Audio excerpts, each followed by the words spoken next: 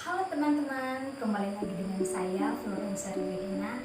Saya adalah salah satu mahasiswi Universitas Muhammadiyah Solo, Fakultas Keguruan Ilmu Pendidikan, Program Studi Pendidikan Guru Sekolah Dasar. Jadi, pada kesempatan kali ini saya ditugaskan membuat video mengajar sesuai dengan materi yang kita dapat setiap perkuliahan berlangsung, yaitu dari materi pertemuan kedua sampai ke-6 untuk memenuhi tugas UTS yang diberikan oleh Bapak Dwi Pamungkas MPD. Oke teman-teman, tidak perlu berlama-lama lagi, kita langsung saja mulai ke video mengajarnya. Yang akan saya bahas pada pertemuan pertama di sini adalah hakikat anak dan pembelajaran. Ada beberapa poin yang kita bahas dalam materi pertama ini, yaitu yang pertama, anak pada pembelajaran matematika SD. Nah, pembelajaran matematika SD ini merupakan salah satu ujian yang selalu menarik untuk dikemukakan karena adanya perbedaan karakteristik, khususnya hakikat anak dan hakikat matematika itu sendiri.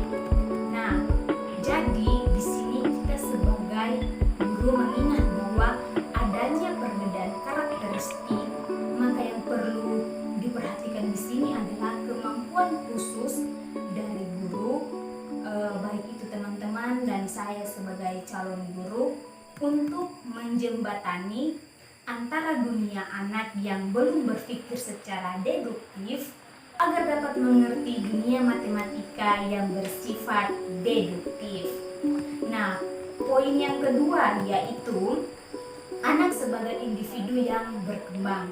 Seperti yang telah kita ketahui bersama bahwa perkembangan anak itu berbeda dengan orang yang sudah dewasa.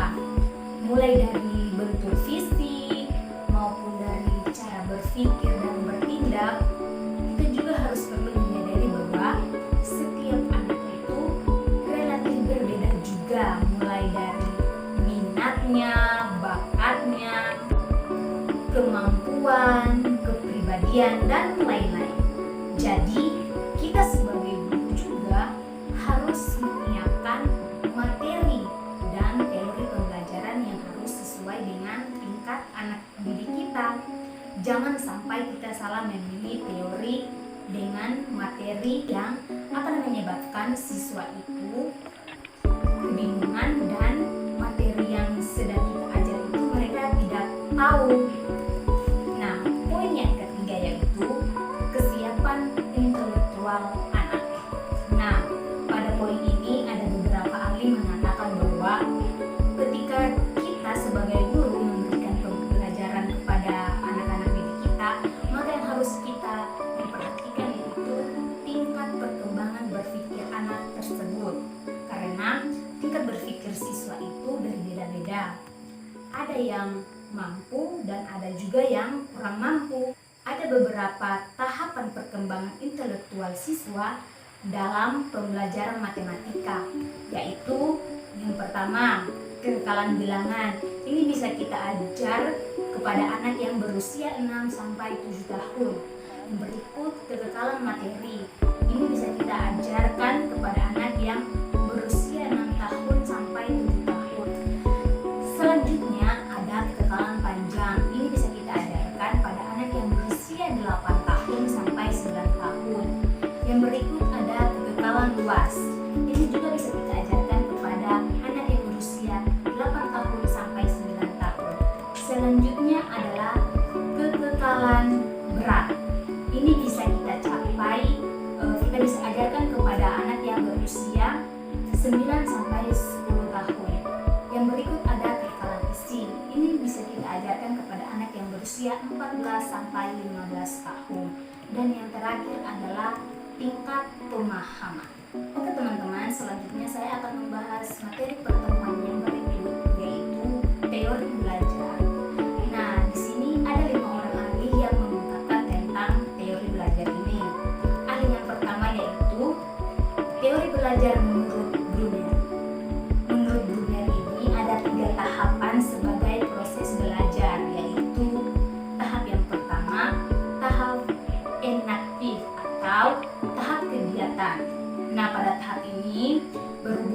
dengan benda-benda yang real atau mengalami peristiwa di sekitarnya. Yang berikut adalah tahap ikonik atau tahap gambar. Nah, pada tahap ini anak akan memberi gambaran mengenai sesuatu yang ada dalam pemikirannya pada masa lalu dan itu bersifat real atau nyata. Nah, yang berikut adalah tahap simbolik. Pada tahap ini anak itu dia mengutarakan bayangan dalam bentuk simbol dan bahasa. Jika suatu saat dia bertemu kembali dengan simbol itu, maka bayangan mental yang ditandai oleh simbol itu akan dapat dikenalnya kembali. Jadi dia mudah untuk mengingatnya. Yang berikut yaitu teori belajar menurut DNS. Nah, jadi menurut ahlian ini ada 6 tahap, yaitu pertama tahap bermain bebas, tahap permainan, yang berikut penelahan kesamaan sifat, yang berikut representasi, selanjutnya simbolisasi, dan yang terakhir formalisasi. Nah, ahli yang berikut yaitu Van Hayle. Nah, menurut dia ada 5 tahap. Yang pertama tahap pengenalan, selanjutnya tahap analisis, yang ketiga tahap pengurutan, yang keempat deduksi, dan yang terakhir itu ada akurasi. Nah, menurut ahli yang keempat ini yaitu Brownell dan Van Ekden, ada beberapa intisari menurut mereka, yaitu yang pertama matematika untuk tujuan pembelajaran. Jadi ini untuk belajar dan mengajar. Yang selanjutnya itu anak diharuskan untuk menguasai unsur-unsur yang banyak sekali tanpa diperhatikan pengertiannya. Selanjutnya anak mempelajari unsur-unsur dalam bentuk seperti yang digunakan nanti pada kesempatan lainnya.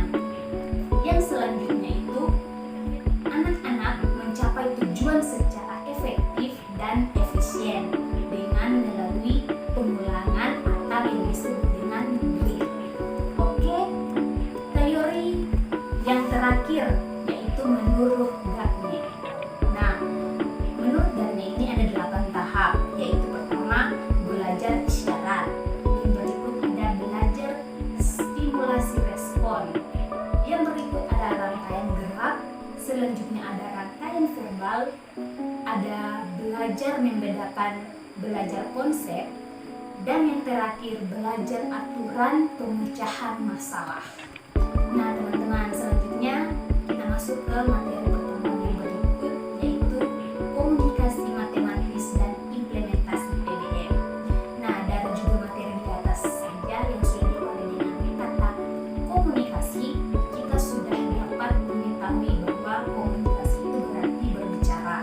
Jadi, materi ini bertujuan agar membuka ruang kepada siswa untuk berbicara dan berdiskusi, serta memberikan ide-ide tentang pembelajaran matematika, baik itu secara tertulis maupun secara lisan. Jadi, komunikasi matematika dan implementasi ini itu dapat diartikan sebagai suatu permasalahan yang terjadi dan mencari solusinya secara rinci dan benar. Misalnya itu seperti menyelesaikan sebuah soal cerita. Contohnya itu seperti sebuah kapal berlayar arah timur sejauh 30 mil. Kemudian kapal itu melanjutkan perjalanannya dengan arah 30 derajat sejauh 60 mil. Nah, berapakah jarak kapal terhadap posisi saat kapal berangkat?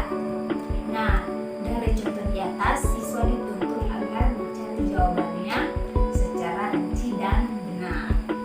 Oke teman-teman, selanjutnya ini ada materi yang kelima, yaitu motivasi dan implementasi PDM. Nah, sebagai guru kita harus memberikan motivasi penuh kepada siswa agar mereka lebih bersemangat untuk menuntut ilmu. Karena jika suatu saat siswa yang kita didik itu sukses, kita sebagai guru juga akan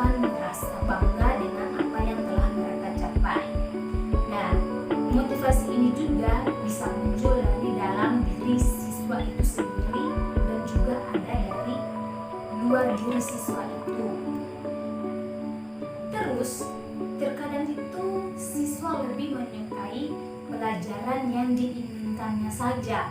Misalnya nih, ada siswa yang lebih dominan ke pelajaran penjas daripada matematika, karena katanya itu matematika pembelajarannya susah. Nah, kita sebagai guru juga harus menyadari itu. Kita harus memberi semangat agar siswa itu mendalami suatu pembelajaran dengan baik. Misalnya, kita bertanya kepada siswa, siapa yang bercita-cita menjadi pengusaha yang sukses? Nah, di situ pasti banyak siswa yang acungkan tangannya. Nah, kemudian kita menjelaskan kepada mereka, jika ingin menjadi pengusaha yang sukses, harus belajar matematika yang giat, agar kita mampu mengelola keuangan dari usaha yang kita jalani. Nah, jika kita tidak tahu menghitung dengan baik, maka kita gampang sekali untuk tertipu, dan usaha yang kita jalani akan mengalami kerugian yang sangat besar. Selain itu juga ada siswa yang tidak menyukai gurunya, yaitu mulai dari penampilan, bahkan sifat dan tingkah laku guru itu sendiri dalam mendidik. Nah, hal seperti itu juga harus diperhatikan seorang pendidik.